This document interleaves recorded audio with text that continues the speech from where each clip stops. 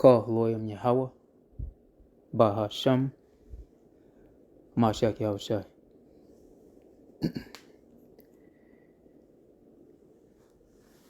Shalom. This is your fellow servant Tazawar from the GMS Orlando camp, here with another lesson. First, I want to start off by giving all glory, honor, and praise unto Yahweh, Bahasham, Yahushai, Bahasham Rakakwadash. Double honors to the apostles and elders of Great Millstone whom rule well, and from whom we learn His truth. Shalom to you, Akim, who are not in GMS, but are pushed in likewise doctrine, in spirit, and in truth, with all sincerity. To you few sisters that are listening and learning, as well as you speckled birds that are scattered among the nations, looking like those nations. To the 144,000 elect men and the rest of the hopeful elect, to you I say, Shalom.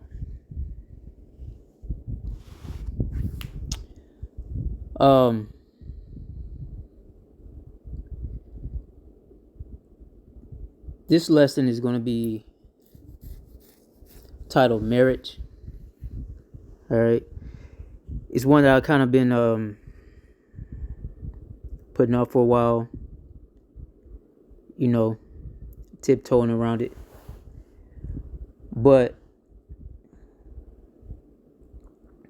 And it was really sparked by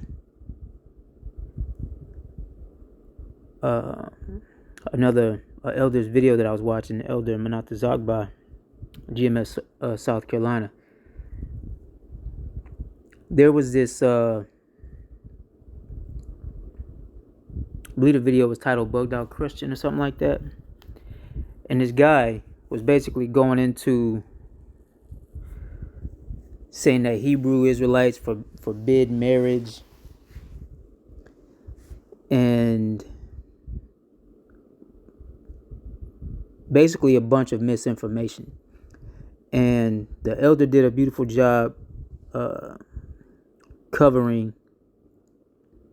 numerous points that this guy was trying to make, when he brought out scripture. But I just wanted to chime in, put my little 2 cents, and hopefully it can, Lord willing, it can add something to those who, may be needing this information. So what we're going to do today is go into the word marriage. All right. And what it means. Because first of all, I can't think of any camps, all right, that forbid marriage. I can't think of any individual, and this guy, he brought up like Pastor Darby or whatever, whom we know is a bug out, right? Salakia. But he pretty much hung his whole premise on this one guy, which I think is foolish. Even from a worldly standpoint, you're going to put all your eggs in one basket. You're just going to jump out and make blanket statements based off a singular individual. That's quite idiotic. Anyway, let's get into some script so I don't get to rambling and shit. You feel me?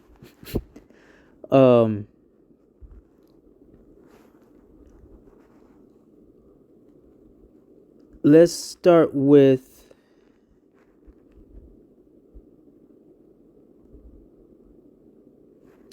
let's go to Deuteronomy 22 first. I had a couple scriptures in mind, but I didn't really place them in any particular order. So we kind of just gonna roll with what the Spirit provides on this one, right? So let's start at Deuteronomy 22 and 13, right?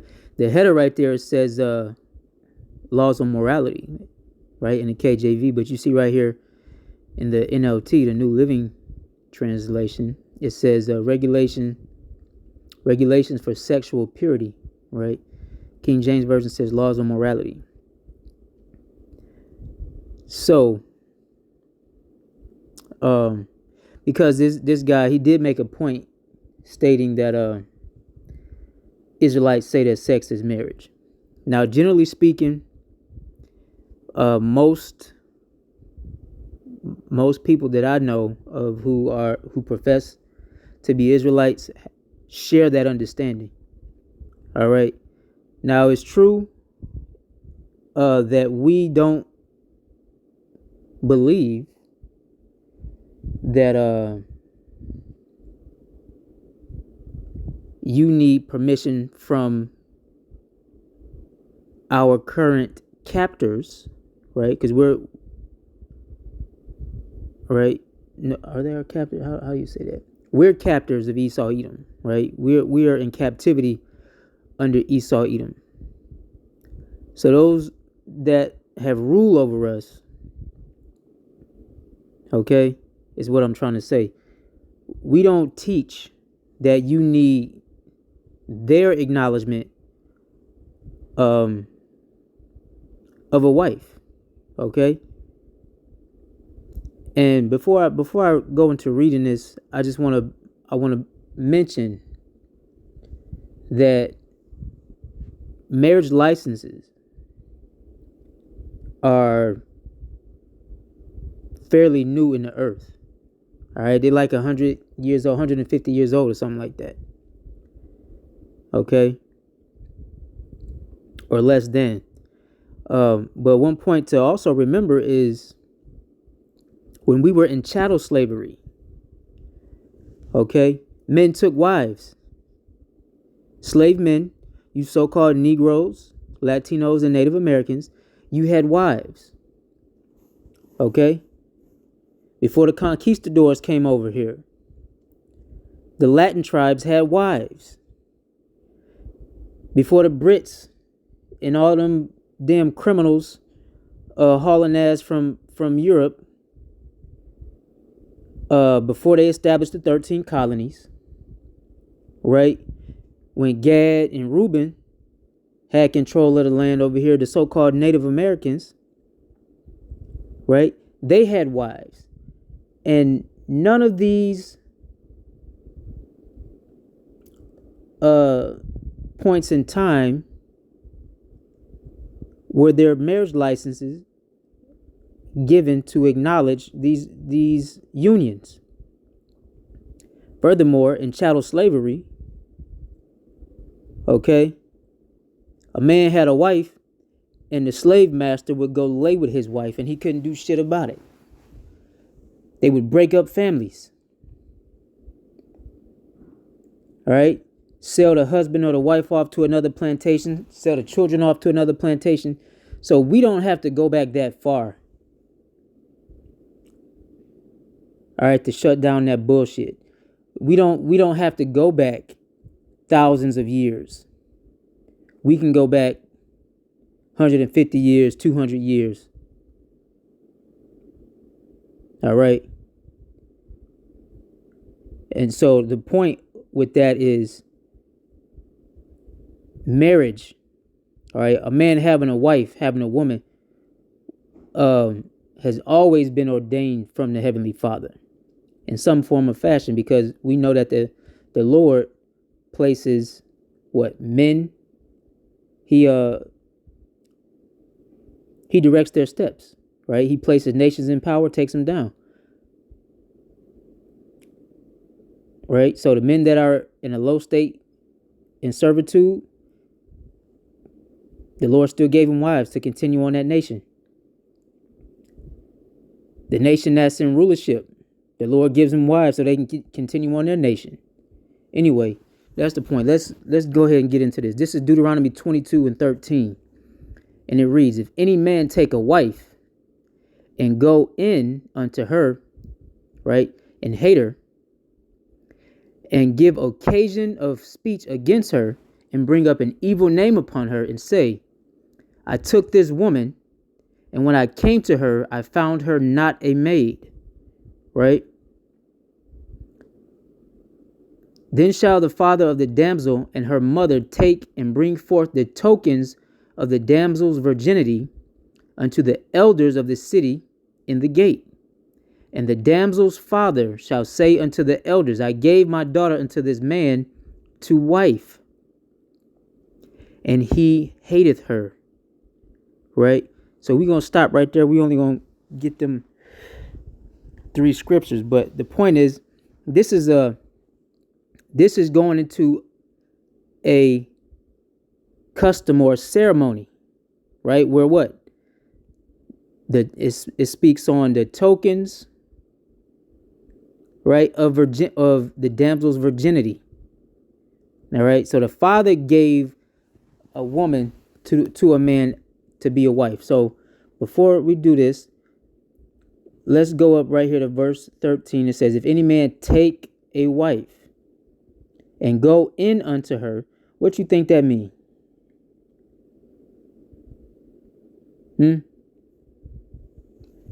Let's see. Let's go ahead and get the interlinear. A couple words. If any man take, right? Take mean by force, first of all. Seize. Take. Lacha, right? Lacha.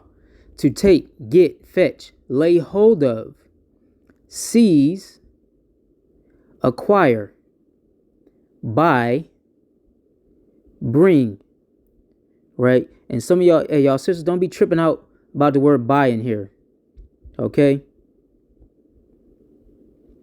Or seize, all right? Because back in this time, there was a dowry given. A dowry was payment for the woman in the form of cattle or fine jewels, right? Fine metals, gold, silver. Okay?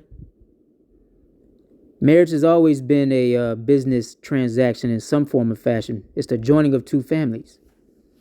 Okay? It says, buy, bring, marry, take a wife, snatch, right? Take away. Okay? And so we don't have to get into, grape soda, right? Grape. We don't got to get into that. That's a whole nother discussion. But, there was order during this time. What we're reading in this particular verse goes into a woman being given, okay, in marriage.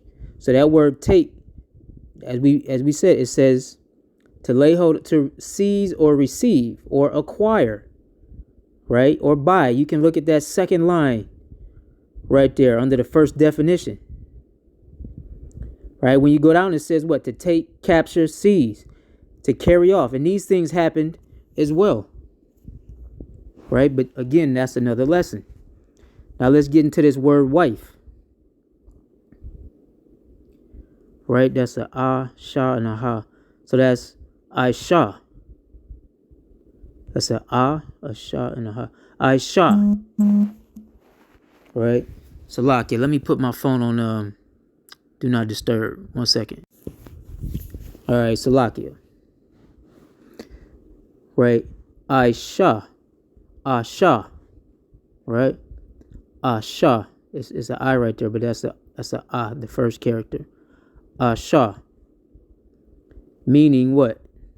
Woman, wife, female. Woman, opposite of man. Wife, married to a man. Female of animals, each, every, right. Pronoun, let's not say that too loud. Woman, right? Wife, female. Now let's just hit a couple of these here root words.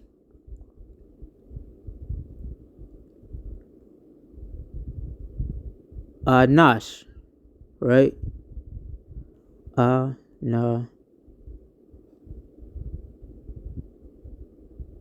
That's a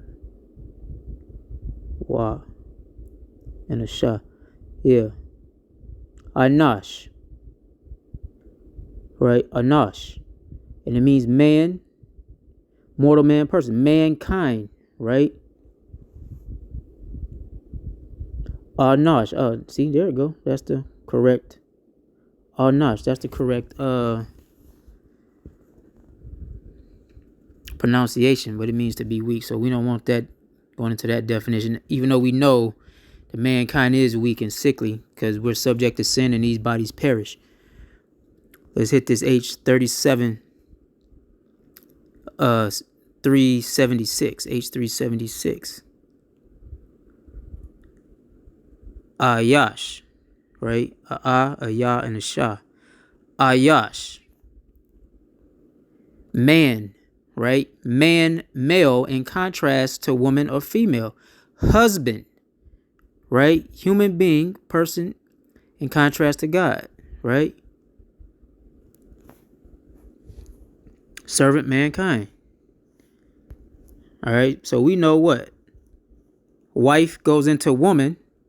That word, Shah. Right? And we say that in slang right now. You know, like when I'm at the plantation, I'd be like, yeah, you know, my wife. You know how you gotta code switch a little bit when you out here in the world, right? But when I talk to my wife, I'd be like, hey, you my woman, you mine, right? That's what you know when you talking to the homies. You know, my woman, my rib, my old lady, right? She getting on my last motherfucking nerve, whatever. Right? So in you know, in Hebrew slang we say rib or demon or whatever. Anywho, let's get back to it. Right? And it says, and go in unto her. What that mean? We don't gotta pull that. I think y'all know what. Well, like right here. In the NLT, it reads, suppose a man marries a woman, but after sleeping with her, he turns against her. And they ain't talking about having no sleepover. They talking about Jodeci type shit. Knocking the boots. Right? Blowing that back out. Right? Laying with her. The scriptures talk about, I can't recall the verse right now, but it talks about the comfort that comes with sleep. Right? That's talking about to know somebody in a biblical sense so you can understand.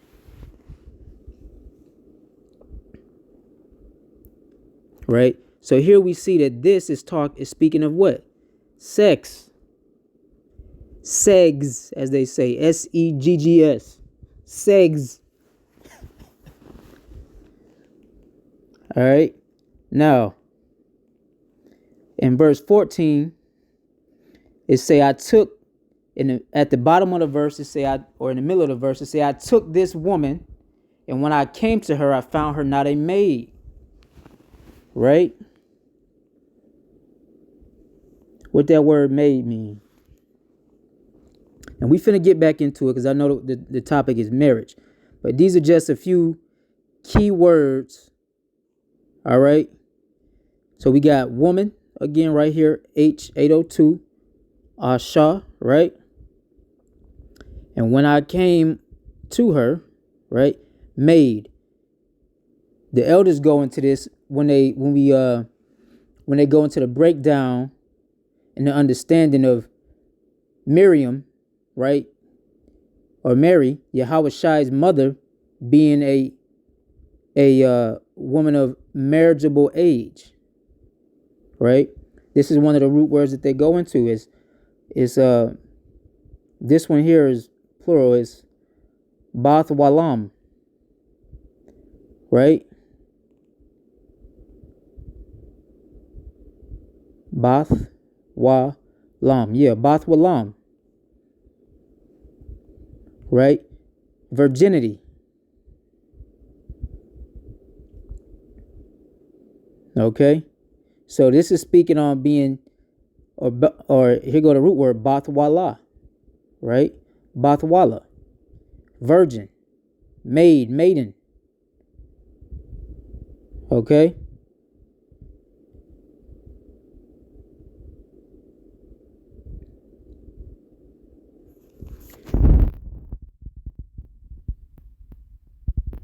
So that's talking about her chastity. So reading on, and we went into these words just to get context. Okay? Context.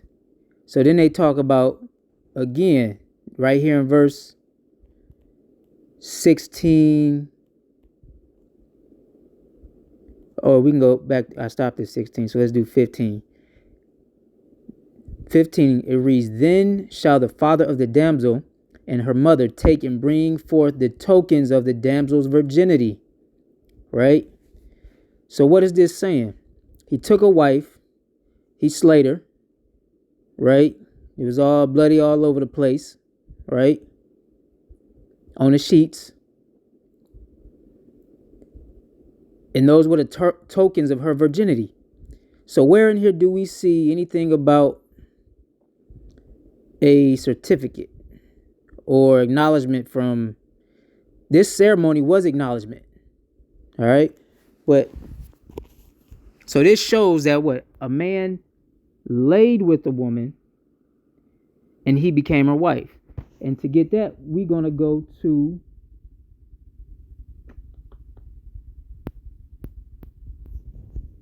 let's pull up Genesis. What I want? Is it 24? Yeah, 24 in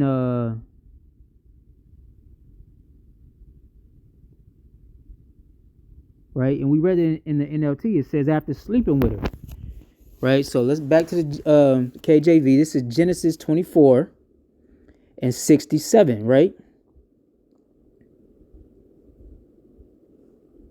And it reads, and Isaac brought her into his mother's Sarah's tent, right? So for context, if you read up, this was Isaac, all right?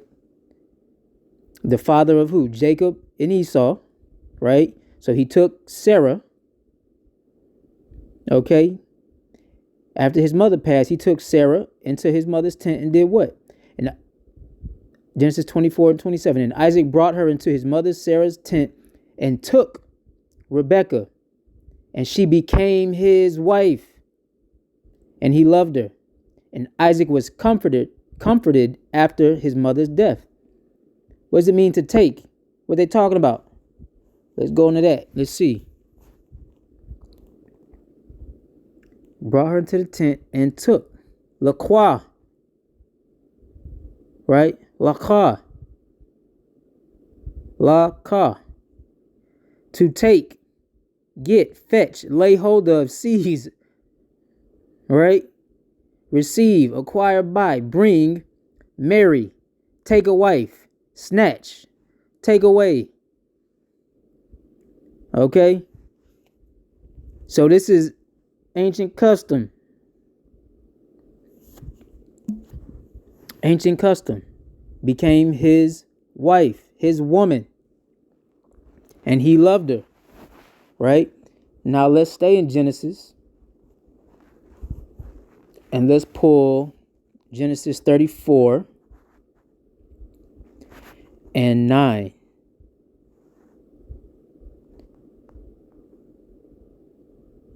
Right? We're going to go straight to the point. We ain't really going, because we just want the word.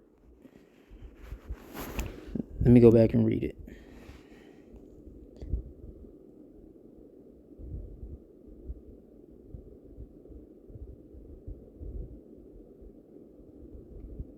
So when you read up, it's going into Shechem, right? Shechem. So if y'all know, this was Shechem was the one who took Dinah. All right. Who took Dinah. She was a daughter of an Israelite daughter. She was a daughter of Jacob. All right. Anyway, we'll start at 8. And Hamor communed with them, saying, the soul of my son Shechem longeth for your daughter. Right? I pray you give her to him to wife. And make ye marriages with us, and give your daughters unto us, and take our daughters unto you. Right? So let's go into this word marriages right here. And make ye marriages. I may gotta do a part 2 on this because it's getting I think I can hurry up. Let's get this word right here. Chatan. Right? Chatan. Or not ha, it's Chatan. Chatan, right? And it means what? To become a son-in-law, make oneself a daughter's husband. Wife's father, wife's mother, father-in-law, mother-in-law, right? To make oneself a daughter's husband. So this is the actual word marriage. But we just went to you, and it means what?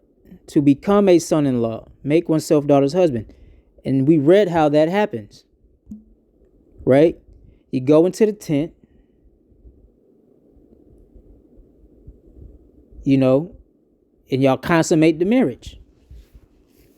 To put it quite plainly, the joining of two fleshes to become one. All right. This is why we went to Genesis 24 and 67 first.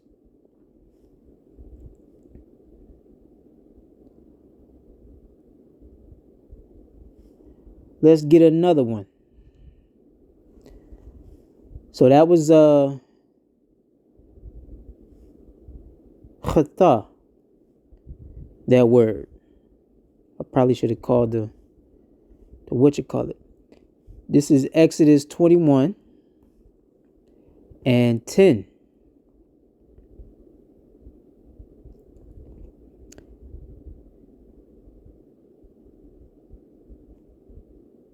You know what? Let's go up.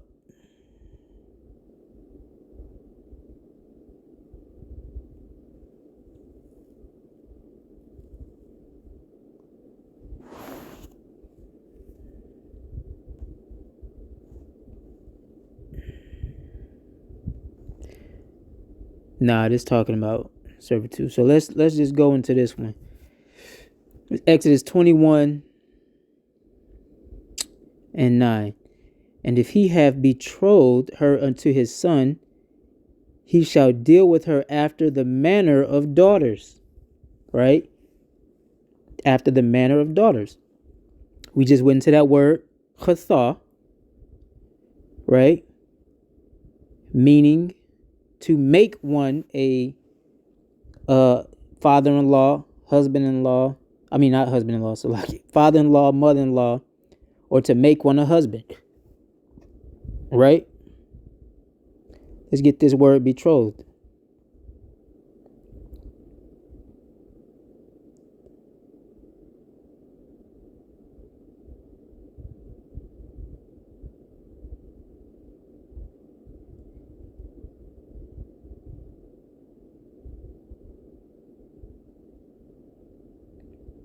Yawad. Right? Yawad. And it's to fix, appoint, assemble, meet, set, betroth, to appoint. Okay? To appoint.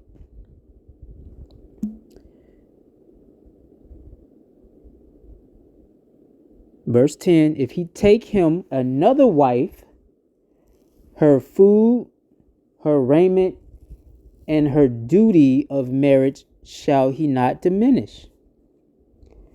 Why am I going to this one? Because it speaks of duty of marriage. And when we go into the Hebrew, so another, see right here, it just say it got wife and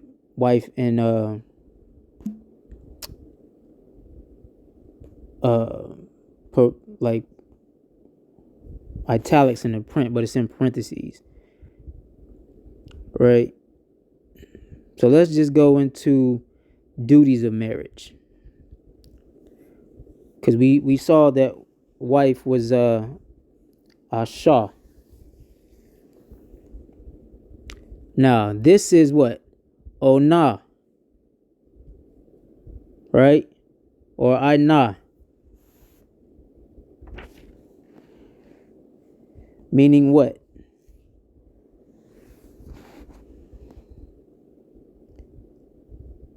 To cohabitation, conjugal rights, right? That's the duty of marriage. So what is marriage linked to? Conjugal rights. So cohabitation and conjugal rights. What's conjugal rights?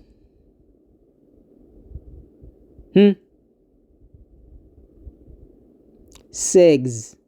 SEGGS. Segs. Conjugal rights.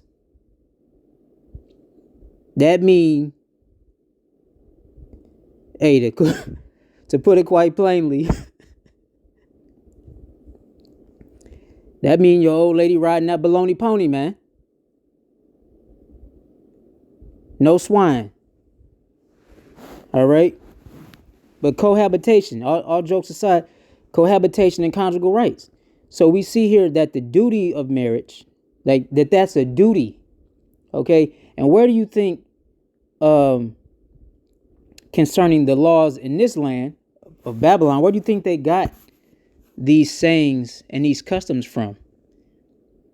Most of the things that they have gotten that were considered law, right? They took from the scriptures, man. Now we know in this current time, they are moving away from the Constitution. They're moving away from law, and they're operating more in the color of law, under the color of law, right? But there's a duty that comes with marriage, and it's conjugal and cohabitation. So there's a point of service there, and it's a physical act. Okay, so that links. That's where the consummation comes in. That is the actual link. Because there have been cases where a man and a woman, and this is in the world. There have been cases in the world where a man and a woman may have been espoused or engaged, right? Betrothed. They actually had the wedding ceremony. Okay, so they had the quote unquote walk down the aisle. The father gave the bride away. They kissed. They said their vows in front of a congregation and before the Lord, right? Let me restate that. They say their vows in front of a congregation and before the Lord, right? But then somewhere along the way, there's a hitch in the giddy up, and the conjugal part don't happen. The marriage is not consummated, meaning they ain't fucked. All right, they didn't have sex. So that marriage has been legally dissolved, because they're saying, well, it was never consummated. So by right, there was never a true marriage. There are cases of this happening in Babylon the Great. Okay? So yes, consummation or sex, the physical act of sex, is marriage. And that's the damage behind a woman having so many partners. If y'all remember, when Yahweh Shai was speaking to that woman, and he asked her, where, how did he say? Roughly paraphrased, like, where's your husband? Or where's your man at? And he was saying, basically, he said to her, the guy you with now is not your husband. You had 5 husbands, but the guy you with now ain't your husband. So that's the damage behind today's culture, man. All these high-ass body counts and shit. Literally soul swapping. Because the man imprint, he leave his mark on a woman, man. All right? Can't wait for the kingdom, man. That's just a something that's supposed to be standard as far as purity of marriage and all of that. But it's a big deal on this side. Okay? The duty of marriage. That's what that word was going into. Let me go back and say that word again. It's Aina, right? H5772, because I didn't call the other ones. And we're going to grab one more in the New Testament. And then we're going to close out because I'm finna run over. This is Matthew 22 and 9. So this is speaking symbolically, right? And these are words in red. We were given this command from the Lord. Let's start at 8. Then saith he to his servants, the wedding is ready, but they which were bidden were not worthy. Go ye therefore into the highways, as many as ye shall find, bid to the marriage. So let's go to verse 8 first. Pull this word wedding. And what does it say? Gamos, right? A wedding or marriage festival, a wedding banquet, a wedding feast, marriage, matrimony. So this is speaking on a feast or a ceremony or a banquet, right? Which was part of the custom that we read in Deuteronomy 22, the 22nd chapter. Okay? But then there was a what? There was a consummation. You had to go into the tent. All right? Marriage, same word. Wedding and marriage is the same word. Gamos. Okay, wedding, marriage, festival. Okay, nuptials. But in context, one does not become a wife or a husband until when? Until after the consummation is done. Until after the deed is done. Okay? To put it quite plainly. I've used straightforward language early in the lesson. Y'all know what it is. I don't have to repeat that. So anyway, that's marriage. I pray that this lesson was edifying, and I pray that it finds you well. Until next time, Shalom.